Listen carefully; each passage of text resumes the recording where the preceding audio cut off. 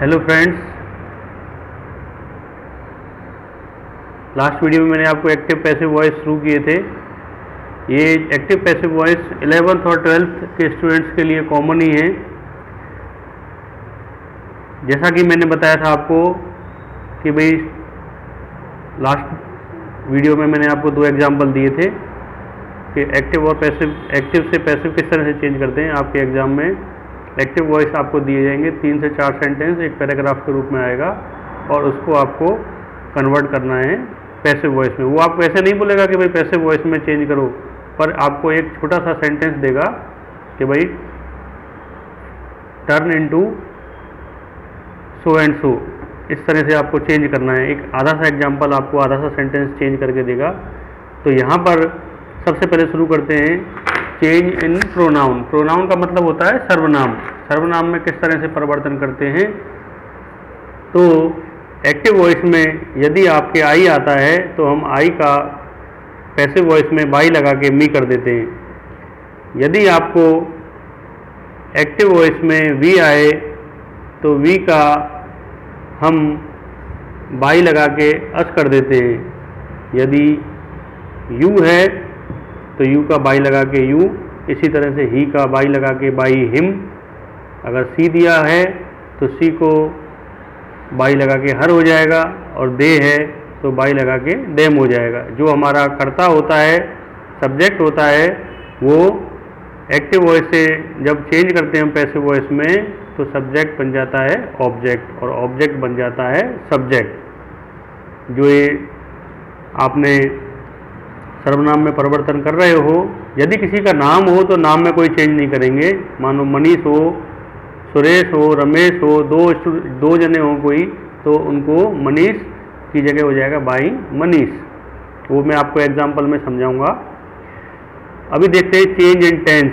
सबसे पहला है हमारा simple present tense. Simple present tense में क्या आता है, या तो क्रिया का फर्स्ट फॉर्म आता है V1 जैसा लिख रहा है यहाँ पे, या V1 में HIS लगा होता है। फॉर एग्जांपल गो है तो कर्ता यदि हमारा होगा आई वी तो आपको V1 आएगा, क्रिया का फर्स्ट फॉर्म आएगा। यदि कर्ता है ही सी इट या एक नाम है तो आपका आएगा क्रिया में HIS। जैसे मान लो आपका गो का हो जाता है गोज, ईट का हो जाता है ईट्स। तो वहाँ पर हम किस तरह से परिवर्तन करते हैं, तो पैसिव वॉइस में हो जाएगा जो हमारा ऑब्जेक्ट है तो ऑब्जेक्ट आ जाएगा आगे, और उसके बाद में यहाँ पर जो हम V1 लगा रहे हैं, देखिए आप या डूडज है उसकी जगह हो जाएगा इज आर एम। किसके अकॉर्डिंग, जो ये नया ऑब्जेक्ट आपका आ रहा है, नया जो ऑब्जेक्ट बन के, जैसे मान लो वो एक्टिव वॉइस में ऑब्जेक्ट है, पैसिव वॉइस में सब्जेक्ट हो जाएगा। तो object plus is are am किसके अकॉर्डिंग, नए ऑब्जेक्ट के हिसाब से। मान लो एक वचन है तो इज आएगा, बहुवचन है तो आर आएगा, प्लस बाई, प्लस यहाँ पे देखो ये क्रिया का थर्ड फॉर्म V3 आएगा, और बाई लगा के जो हमारा सब्जेक्ट था, जैसे मान लो आई है तो आई का हो जाएगा बाई मी, वी है तो यहाँ पर हो जाएगा बाई अस, और एक्सेट्रा। जो अन्य शेष रह गया है सेंटेंस में वो आपका बचा कुचा वहाँ पे आ जाएगा। अब है present continuous tense. Present continuous में क्या होता है, जो हम बोलते हैं इज आर एम प्लस क्रिया में ING जिसमें आते हैं वो कहलाते हैं हमारे प्रेजेंट कंटिन्यूअस टेंस। हो रहा है कोई काम, में मान लो खाना खा रहा हूँ, मैं दूध पी रहा हूँ, तो जब हम पैसिव वॉइस में बनाएंगे, या मैं एक पत्र लिख रहा हूँ, तो पैसिव वॉइस करेंगे तो हो जाएगा ये पत्र मेरे द्वारा लिखा जा रहा है। तो मैंने आपको जो बीच में बताई है, ये वाक्य रचना बताई है। यहाँ पर देखिए हम क्या करेंगे, अब यहाँ पर ऑब्जेक्ट और सब्जेक्ट का तो वही रहेगा, मैंने लिखा नहीं है बार बार यहाँ पर। तो ये ऑब्जेक्ट है, इसमें क्या करेंगे हम, इज आर एम की जगह इज आर एम ही आएगा, is are am plus being लगा देंगे यहाँ पर हम, और बीइंग लगा के क्रिया का थर्ड फॉर्म। अभी मैंने एक चीज़ लिखी है यहाँ पे, देखिए आप, पैसिव वॉइस में हमेशा V3 ही आता है। क्रिया का कौन सा रूप आएगा, थर्ड फॉर्म आएगा पैसिव वॉइस में हमेशा। ये मेन चीज़ है कि पैसिव वॉइस में आपको हमेशा क्रिया का तीसरा रूप ही लगाना है। तो फॉर एग्जाम्पल एक वाक्य है, मैं एक पत्र लिख रहा हूँ, I am writing a letter.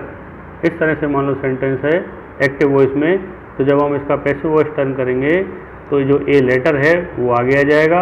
A letter कैसा वचन, एक वचन है ए लेटर, तो हो गया is. A letter is being, अब यहाँ पे आ जाएगा बीइंग। बीइंग क्रिया का थर्ड फॉर्म रिटन, बाई लगा के me. A letter is being written by me. इस तरह से आपका हो जाएगा। अब है present perfect tense. Present perfect tense में आपने पढ़ा है क्या आता है, हैज़ और हैव। मैंने एक पत्र लिखा है, मान लो इस तरह से है, I have written a letter. अब हैज़ हैव में ऑलरेडी क्रिया का तीसरा रूप ही आता है, तो ये आपको फायदा हो जाएगा कि आपको क्रिया का तीसरा रूप जो है V3 है, थर्ड फॉर्म में, वो ढूंढने की जरूरत नहीं पड़ेगी। तो यहाँ पे वाक्य रचना कैसी होगी, तो भाई जो ऑब्जेक्ट है, जो नया हमारा सब्जेक्ट बन के आया है, वो ऑब्जेक्ट आ जाएगा। अब उसके हिसाब से ही हमको हैज़ हैव लगाना है। अगर ए लेटर है, मान लो यहाँ पे जैसे एक्टिव वॉइस में आई आएगा तो आई के साथ में हैव आएगा, लेकिन जब ए लेटर आगे आ जाएगा तो ए लेटर के साथ में हैज़ आएगा। ए लेटर हैज़ बीन, अब यहाँ पे आपको एक्स्ट्रा में क्या लगाना है, बीन लगाना है। ए लेटर हैज़ बीन क्रिया का third form written by me, और जो भी शेष वाक्य रह जाता है वो simple past tense. Simple past tense में V2 यानी क्रिया का सेकंड फॉर्म आता है, या डिड आता है। डिड के साथ में V1 आएगा, क्रिया का फर्स्ट फॉर्म आएगा, लेकिन आपको पैसिव वॉइस में हमेशा V3 ही लगाना है। अब इसमें इंट्रोगेटिव सेंटेंस भी आते हैं, लेकिन आपके एग्जाम में इंट्रोगेटिव सेंटेंस नहीं आते हैं, इसके लिए मैं आपको सिंपल सेंटेंस ही बता रहा हूँ।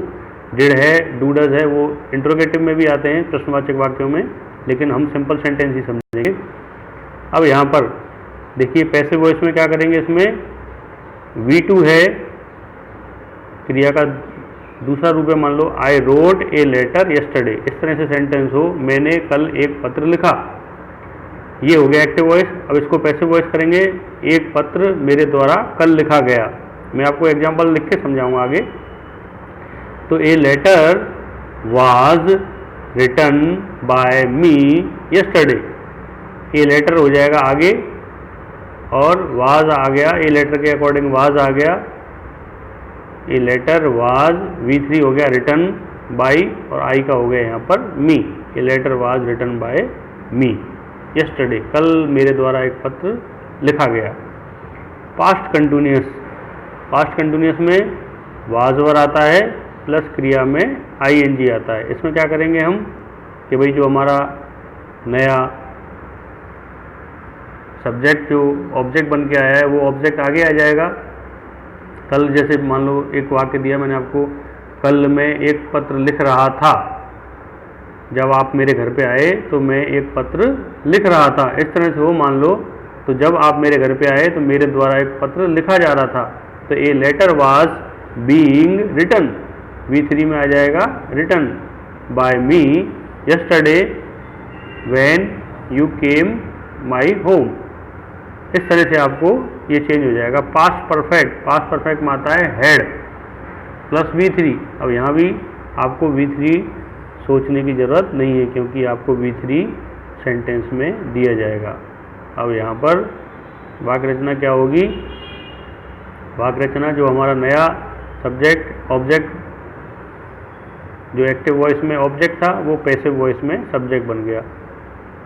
अब यहाँ पर एक वचन बहुवचन का प्रश्न नहीं है, कोई भी हो आपको हेड लगाना है। सिंगुलर हो कर्ता हमारा तो भी, और प्लूरल हो तो भी। तो head plus been plus V3 plus by plus जो आपका नया, यहाँ से हम सर्वनाम करेंगे तो उसके अकॉर्डिंग आई का मी, वी का अस, यू का यू, ही का हिम, शी का हर, उसके हिसाब से आपको लगा देना है। अब आता है simple future. I will write a letter tomorrow. मान लो इस तरह से सेंटेंस है कि कल मैं एक लेटर लिखूंगा, कल मैं एक लेटर लिखने वाला हूं। I will write a letter tomorrow, इस तरह का सेंटेंस हो तो पैसिव वॉइस में कैसे करेंगे, कि भाई कल मेरे द्वारा एक पत्र लिखा जाएगा, तो जहाँ पर जो आई है उसकी जगह आ जाएगा ए लेटर विल। अब यहाँ पे लगाएंगे हम एक्स्ट्रा में be, a letter will be. अब यहाँ पर V1 आ रहा है सिंपल फ्यूचर में एक्टिव वॉइस में, लेकिन पैसिव वॉइस में हो जाएगा V3, क्योंकि पैसिव वॉइस में हमेशा क्रिया का थर्ड फॉर्म ही आता है। तो a letter will be written by me tomorrow. Tomorrow में कोई चेंज नहीं करेंगे, ये डायरेक्ट इनडायरेक्ट नहीं है हमारा। डायरेक्ट इनडायरेक्ट में टुमारो में चेंज करते थे, लेकिन ये एक्टिव पैसिव वॉइस है, इसलिए टुमारो में कोई चेंज हम नहीं करेंगे। तो a letter will be written by me tomorrow. इस तरह से आपका ये चेंज होगा।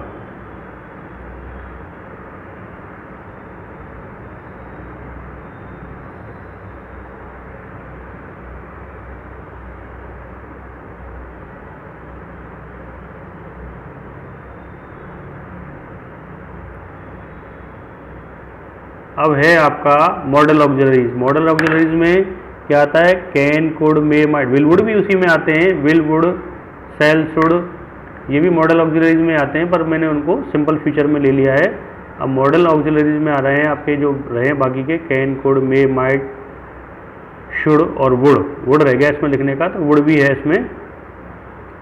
तो इनमें हम क्या करते हैं, जिस तरह से विल सेल में किया है बी लगा रहे हैं, तो यहाँ भी हम क्या लगाएंगे? बी, कि भाई मैं ये काम कर सकता हूँ। I can write a letter, मैं एक पत्र लिख सकता हूँ। या I can drink a litre milk, मैं 1 लीटर दूध पी सकता हूँ। तो उसकी जगह क्या हो जाएगा? मेरे द्वारा पत्र लिखा जा सकता है, 1 लीटर दूध मेरे द्वारा पिया जा सकता है। For example, I can write a letter, मैं एक लेटर लिख सकता हूँ। तो यहाँ हो जाएगा a letter can be written by me. यहाँ पर कैन का कुड नहीं करना है, कैन का कैन ही रहेगा। कुड है एक्टिव वॉइस में तो कुड ही रहेगा, केवल आपको बी ई जो बी है वो ऐड करना है। अब यहाँ पर एक्टिव वॉइस में कैन कुड के साथ में क्या आता है? V1 आता है, बट आपको यहाँ पर पैसिव वॉइस में V3 करना है। इसी तरह से हैविंग वाले वाक्य आते हैं। मैं आपको नेक्स्ट वीडियो में एग्जाम्पल दे रहा हूँ, एग्जाम्पल का एक्टिव वॉइस और पैसिव वॉइस दोनों बताऊँगा आपको एक एक करके उसमें आपको आइडिया आ जाएगा और भी ज़्यादा। हैविंग वाले वाक्य आते हैं, तो हैविंग में हो जाता है हैविंग प्लस बीन, उसका भी मैं आपको एग्जांपल दूंगा। हैविंग बीन हो जाता है, वहाँ पर जो हमारा ऑब्जेक्ट है वो आगे आ जाता है। ये किस तरह से वाक्य हैं कि भाई मैं कोई काम करके, मैं मेरा होमवर्क करके और स्कूल गया। Having finished my homework I went to school. इस तरह से एग्जाम्पल है, having finished my homework I went to school. तो my homework having been finished by me I went to school, मेरा होमवर्क मेरे द्वारा पूरा हो गया और मैं स्कूल में गया। दूसरी एग्जाम्पल है, मैं आपको पैराग्राफ के साथ में एक एक सेंटेंस नेक्स्ट वीडियो में भेज रहा हूँ, तो आप उसको भी देखिए। अगर इसमें आपको कोई प्रॉब्लम है तो मुझे बताइए, आप मेरे पर्सनल नंबर पे भेज सकते हो। मैं आपको होमवर्क भी दूंगा, तो उसमें आपको आइडिया आ जाएगा। ये समझिए, और होमवर्क मेरे पर्सनल नंबर पे आप भेजना, मैं नेक्स्ट वीडियो में आपको भेज रहा हूँ। Thank you.